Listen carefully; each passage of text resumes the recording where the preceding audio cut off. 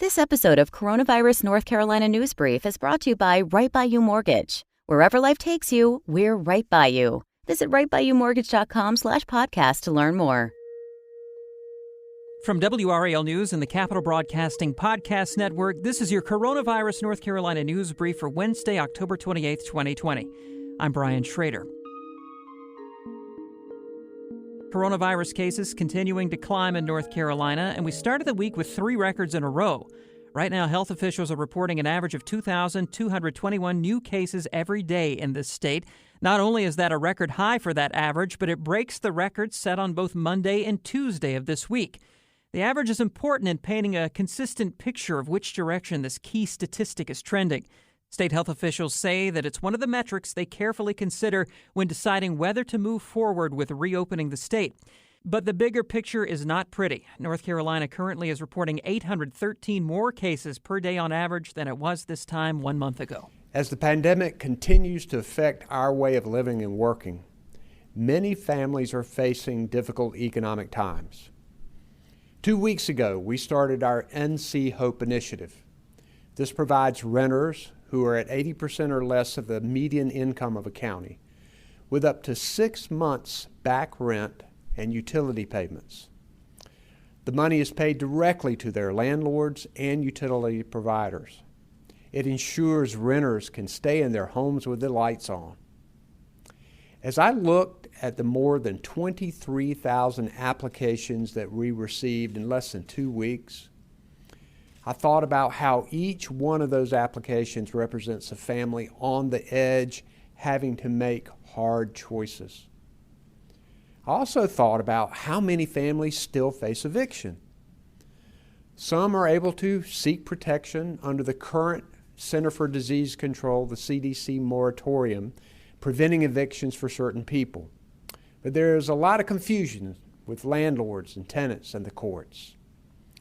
Therefore, today, I've signed a new executive order to prevent evictions in North Carolina for people who can't afford the rent. The Council of State has concurred. Roughly 300,000 to 400,000 households across North Carolina are currently unable to pay rent. Without today's actions, almost 250,000 eviction filings could be submitted by January of 2021. Many families are trying to do the right thing. They're having to make tough choices, but this virus has made it difficult. Today's order also builds on the CDC's federal eviction moratorium. It requires landlords to ensure tenants are aware of the CDC protections and how to claim them. This order makes it clear that the CDC moratorium applies to all eligible North Carolinians, not just those who live in federally subsidized housing. And it ensures that the recipients of North Carolina's HOPE program are still able to qualify for these protections. The result during this global pandemic will be more North Carolinians staying in their homes, more landlords getting paid rent, and fewer utility companies shutting off the power. That's a good thing.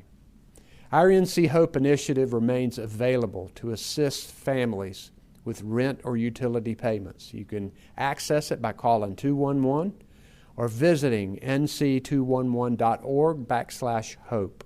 A new study suggests that COVID-19 antibodies may not last as long as we first thought. The European study found that antibodies declined rapidly in the British population over the summer.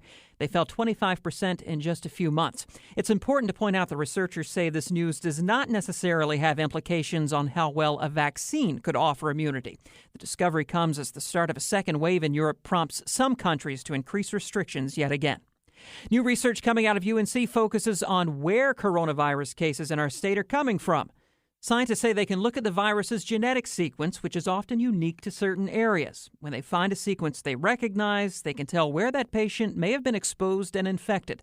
Dr. Dirk Dittmer from UNC says they've logged as many different sequences as they can through the UNC healthcare system and are finding that most infections are starting locally. Right now, they come from inside North Carolina. The first 2 came from outside, one from Washington State and one from someone who was on a cruise in Italy. Now, most of the spread we're seeing is from folks within the state.